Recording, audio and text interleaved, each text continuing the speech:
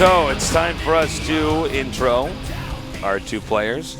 Over here in the bottom left starting location, we have a GSL Code S champion. He is Grandmaster Wongjin Star Soki. And his opponent over here in the upper right, almost becoming a champion in Wings of Liberty. Can he do it here in Heart of the Swarm? He is Master Azubu Symbol. Now, let's talk about this map for a moment, Tasteless. It's our first time casting this map. It's our first time casting it, but we've been here. This is many in Busan, times. right? Yeah, it's in Busan. I recognize the bridge. Have we casted on that beach? Because that's where the Zerglings sunbathe.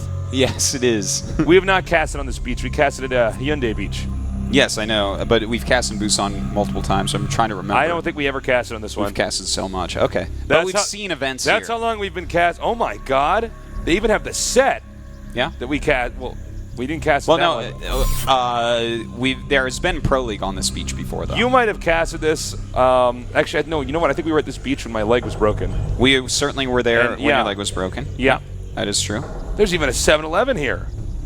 Yeah, man. This is the beach. It actually looks like it. It's got the bridge out there. That's a 7-Eleven we get our beers at before we go sit at the beach. That's very true. It is. Whoa. That's I'm having so much fun just looking around the map and having memories. We need to go back down to Busan. We need to go down to Busan, man. Okay, it is a one-on-one map. And by the way, there's not a ton of accessible expansions for the Zerg on this map. Probably 2 more after you get your second. Yeah, you know, this is... it's going to be interesting because both those kind of go towards your enemy there. But, you know, this is... It's kind of cool how this stuff is, like, somewhat underwater. Yeah, it is. I've never played on the map. Like, I looked at the map before the season started. Yeah.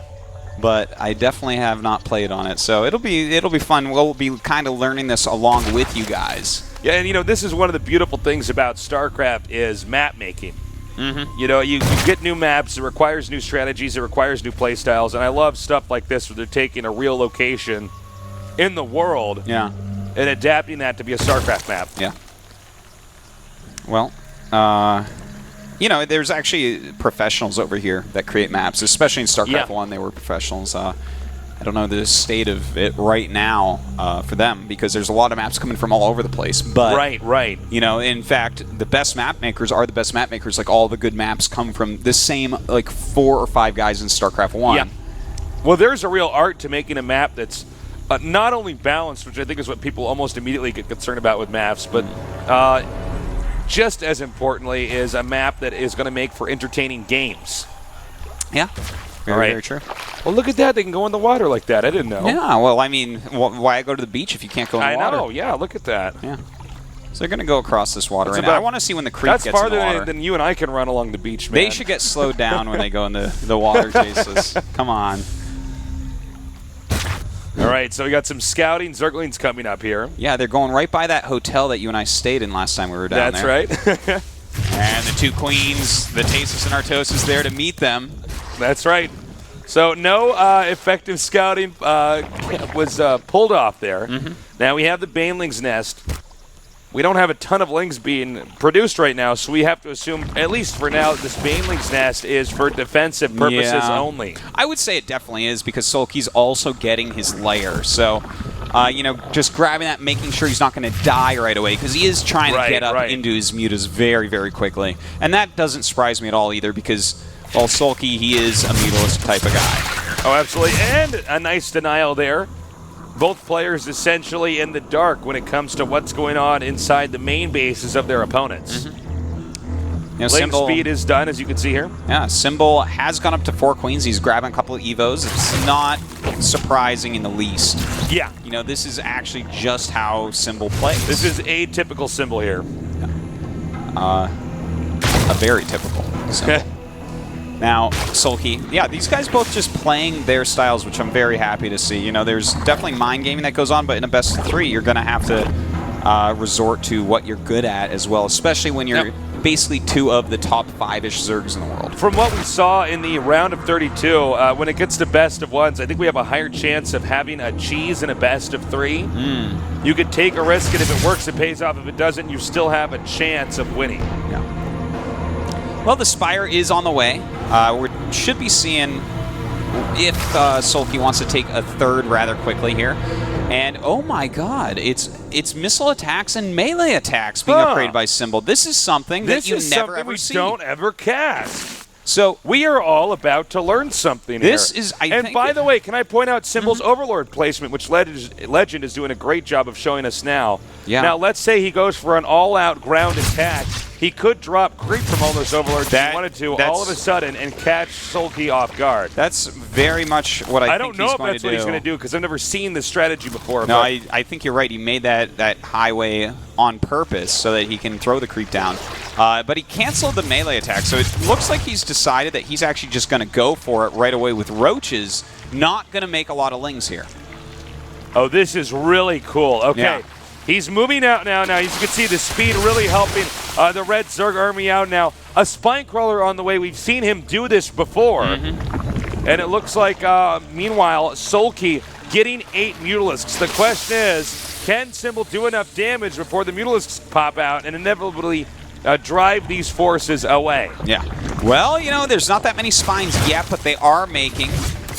The 2 Queens definitely going to help out against the Mutas because they have a lot of transfuses, but you know what? The Mutas should be able to overpower them. All right, they're coming in here now and doing a lot of damage. That Spine Crawler transfuse is coming out here now on the Roaches. The question is this rush ill-timed? He now skips the defenses and goes into the main. Really, really smart move there. Tasla's going to get some damage done here on this drone line. Thing is, he has to get a lot of damage done because otherwise he's going to lose about 50 Overlords. Yeah. So he is continuing to rally in those Roaches right now, but the Muta's doing a pretty good job at eliminating them. Yeah, the Mutas, their numbers are growing, but more Roaches continue to spill down here now and hit heavily over here at both the main and the expansion here for Sulky. You know what? Sulky's only lost 9 workers, 10 workers now so far. Which is almost unimaginable considering the circumstances. Yeah, this is... Look at all the Overlords retreating cases on the minimap. They are trying to get out of there. They know Mutas are on their way, and Sulky has quite a few Mutas indeed. Now, as far as Spore Crawlers go, there's only 2 up. Yeah. And that's going to be against 13 Mutas, so... We don't even have any more Queens making right now. How many Queens does he have back in his base? Well, let's see. He has 4, and actually does have now 2 making. So he'll have 6 plus a couple Spores, and 2 more Spores on the way, rightfully so. But losing a lot of Overlords on the way. He's already made a lot more Overlords as well. This will supply block him here. And, you know, that's a lot of Queens. Transfusion pretty good, though. Oh, I'm not able to kite out those Mutas as quick as I think he would have wanted to. But it looks like he's just focused on getting that damage done before the Spore is up. Thing is, those Queens bought him enough time to get that Spore up. Yeah. And now with Spore Queen here, it looks like Symbol will be okay for now. And in fact, Sulky hasn't taken a 3rd base yet. No. And we got a Nidus network now on the way. Here's the question, Artosis. Where on earth would he hide a Nidus worm? Well, I guess where that roach is? Oh, yeah. I didn't even see that roach up there. But you know what? That's pretty far away. It really is. I think that's why you didn't see it, because you weren't looking somewhere so far. Normally, a Nidus is a little bit closer. A little bit at least. So let's see what he can do from here. Now, Symbol has had more Nidus network play than anybody we've seen here in Heart of the Swarm. I think in the entire world, actually. I at least on the agree. competitive level. Definitely.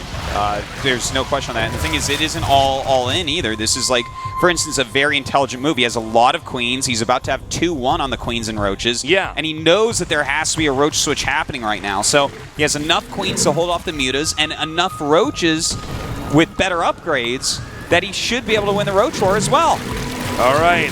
Oh, it does manage to get up. He's now attacking over here. The expansion canceled. The rest of the Zerg army now headed down towards the 2nd base here for Sulky. Well, that is a lot of unit stasis. Of course, the Queen's pretty slow. Looks like the exit going to be taken out, but he can throw that up elsewhere because he does have his Queens guarding it now. All right, but he's got to be careful. He doesn't want to just lose 2 Queens like that.